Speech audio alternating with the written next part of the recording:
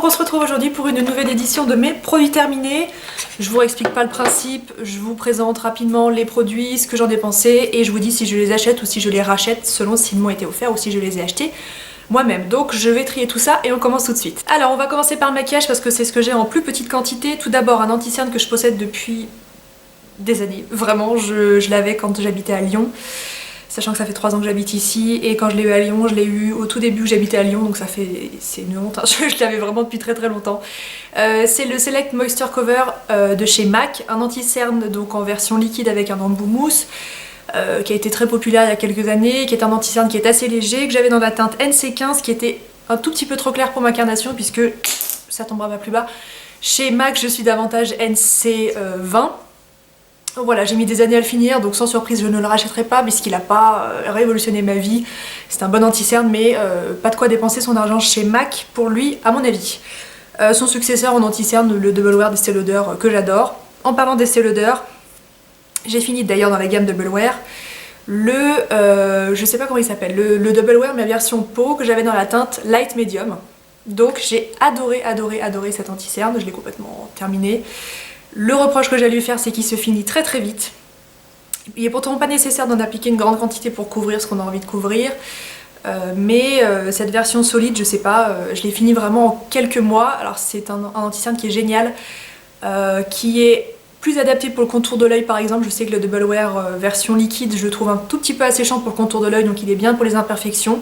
Celui-ci était plus crémeux, plus riche, donc vraiment mieux de ce côté-là. Toujours cette propriété vraiment longue tenue, donc ça c'est super appréciable. Et puis moi chez Estée Lauder, la teinte Light Medium me convient parfaitement, c'est exactement la couleur de ma peau, donc voilà. Est-ce que je rachète? Alors j'ai voulu, j'ai voulu le racheter, je ne l'ai pas trouvé sur le site de Sephora.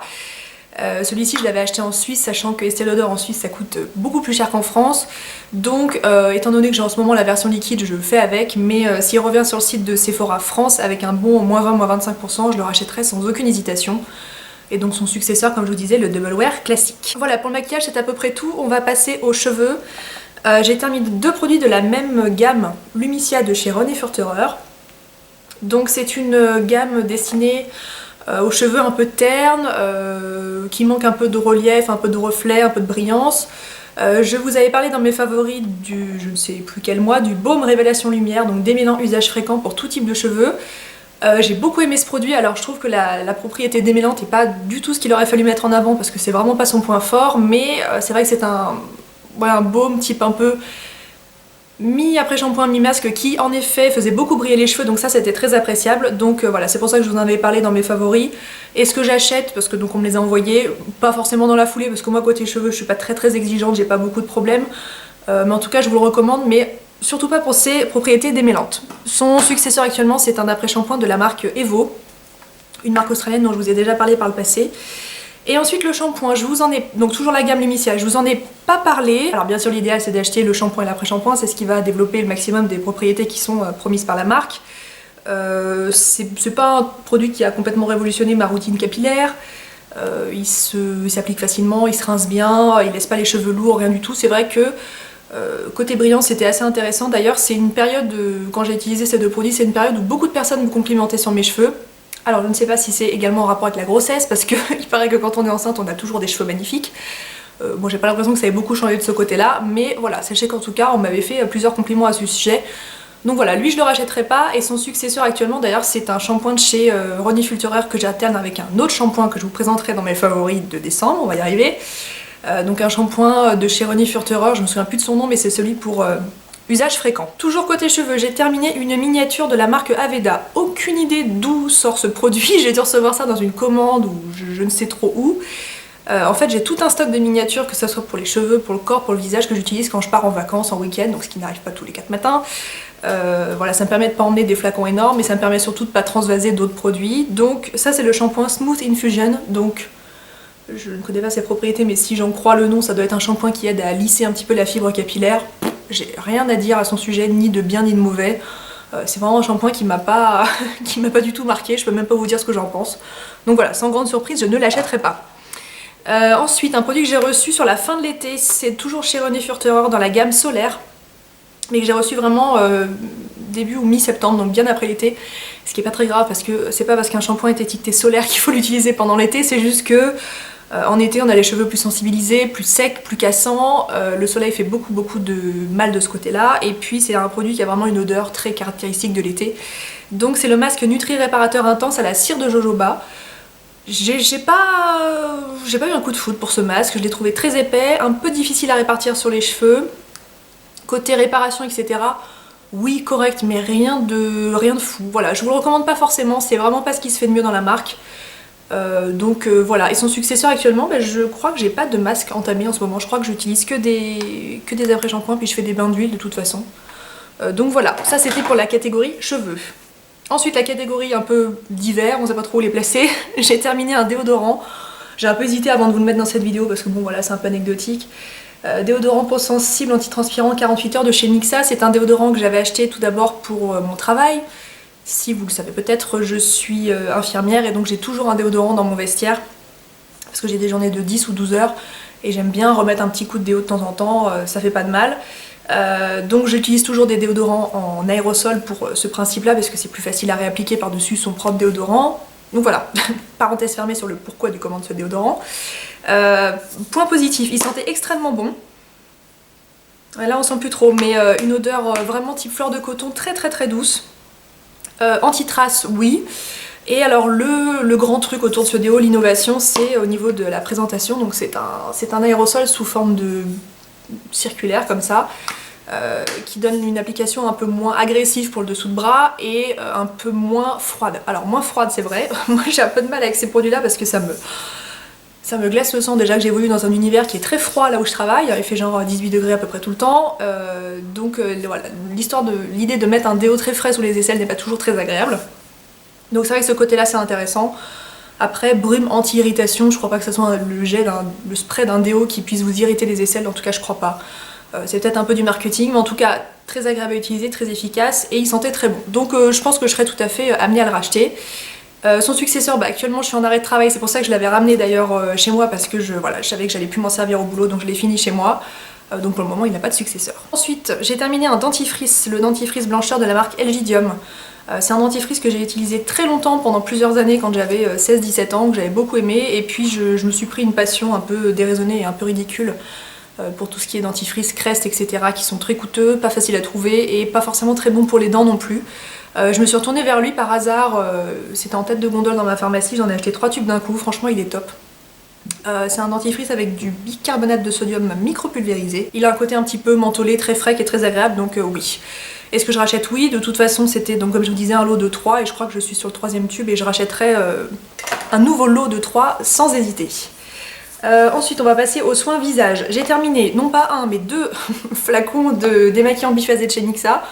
Je me demande si dans la dernière vidéo je vous en avais pas présenté parce que probablement que je devais être en train de terminer celui-ci, donc du coup dans celle-ci il y en a 2. Voilà, je vous refais pas tout un topo sur ce démaquillant, super efficace sur le maquillage waterproof, meilleur rapport qualité-prix selon moi sur le marché, je rachète, oui j'en ai déjà 3 flacons d'avance, aucune raison d'aller voir ailleurs. En ce moment d'ailleurs j'en utilise un autre qui m'a été envoyé, qui est bien, mais je ne vois absolument aucun intérêt de réinvestir dans quelque chose d'aussi cher, c'est un démaquillant clinique biphasé. Je reviendrai vers le Mixa sans aucune hésitation. Ensuite, un produit que je n'ai pas terminé, c'est l'exfoliant pour le visage réincarnation de la marque Antipode. Antipode, c'est une marque néo-zélandaise, si je ne m'abuse, qui fait des soins pour le visage qui sont bio, avec donc de très belles... bio ou naturelles? Non, c'est peut-être pas bio. En tout cas, avec de très belles compositions. Donc, ce gommage, je l'aimais beaucoup, hein. Je l'ai utilisé avec beaucoup de plaisir quand je l'ai reçu. C'est vraiment une marque que j'avais découverte il y a quelques années. C'est une crème très épaisse avec des grains qui sont très fins, donc ça exfolie de façon extrêmement douce. Et puis je sais pas, j'ai découvert le Pchit Magique de chez Garantia entre temps. C'est un produit qui m'a davantage convaincue et puis celui-ci clairement a changé de texture, changé d'odeur, donc je ne peux absolument plus m'en servir. Donc voilà, est-ce que je rachète? Non, c'est pas un mauvais produit, mais j'ai trouvé mieux, en tout cas plus adapté pour ce que j'aime, ce dont j'ai envie. Donc voilà, c'est la raison pour laquelle je ne rachèterai pas, mais en tout cas c'est une très bonne marque que je vous conseille. Ensuite j'ai terminé l'eau de raisin de chez Caudalie qui avait revêtu un packaging un petit peu bordeaux comme ça. Une eau type, alors c'est pas une eau thermale mais ça s'utilise de cette façon là, qui apaise, qui rafraîchit, qui hydrate, qui fixe le maquillage éventuellement. Voilà, donc c'est à base d'eau de raisin comme je vous disais, c'est pour ça que ça porte ce nom là. C'est un bon produit. Moi j'ai un peu de mal à intégrer ces produits dans ma routine de soins parce que j'ai pas le réflexe, donc je m'en suis servi comme fixateur de maquillage, ce qui n'est pas son but premier mais ça marche très bien.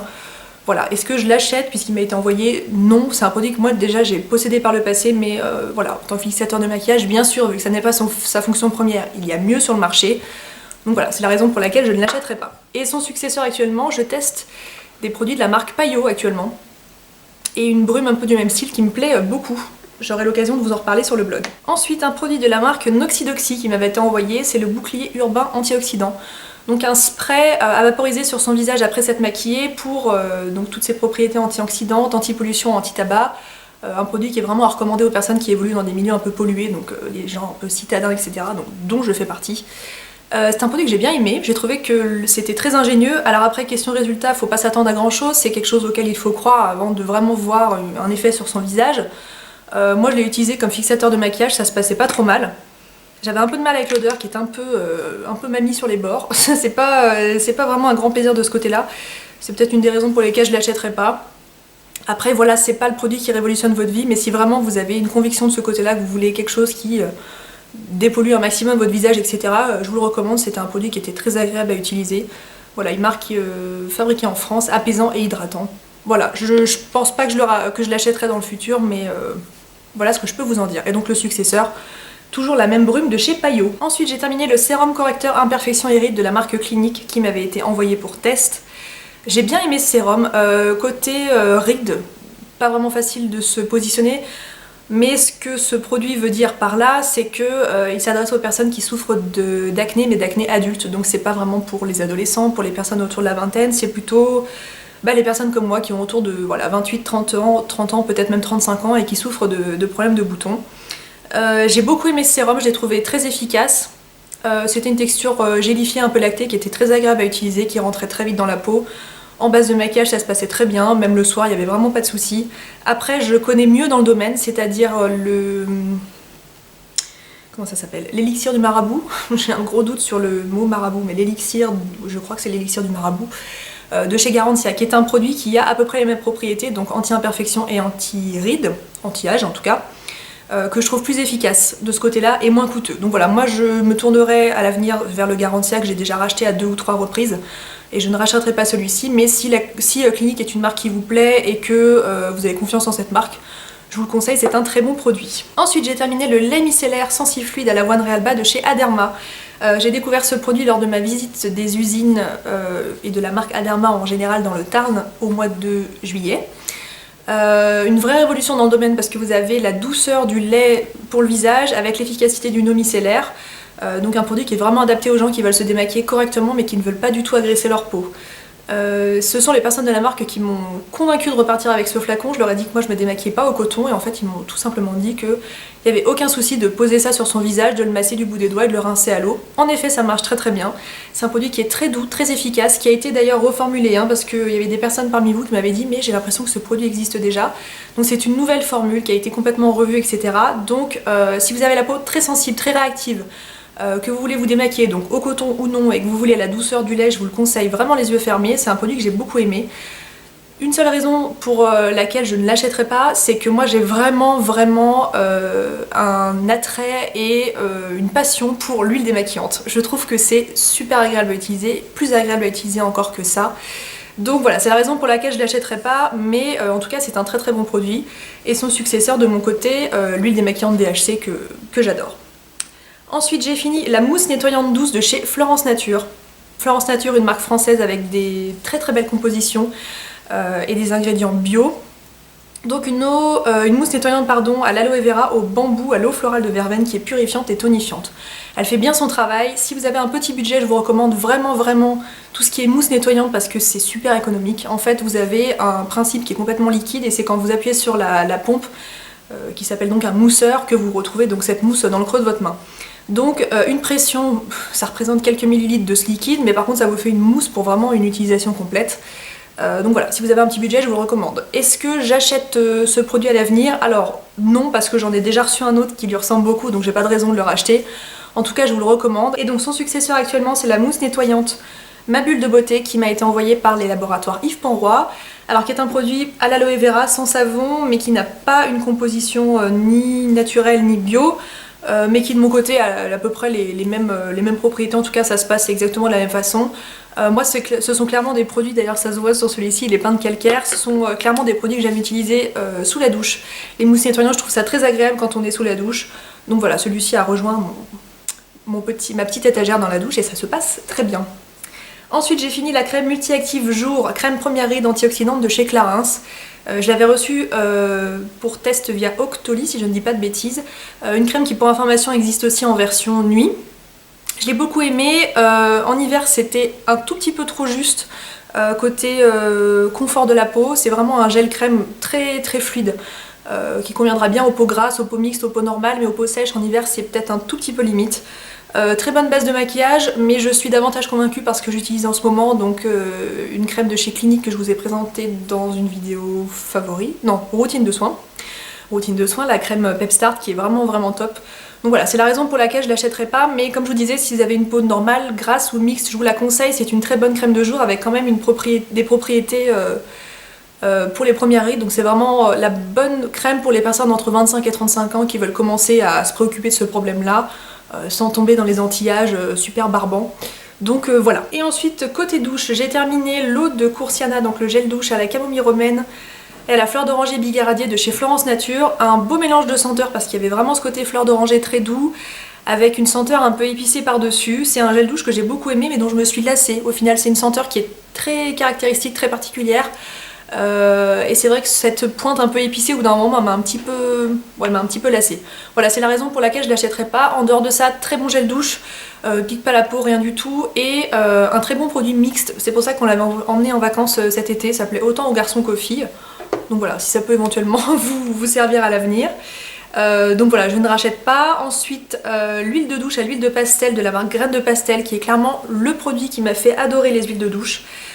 J'ai beaucoup aimé ce produit, la présentation est sympa mais pas très pratique, vous avez ce bouchon en métal à dévisser, etc.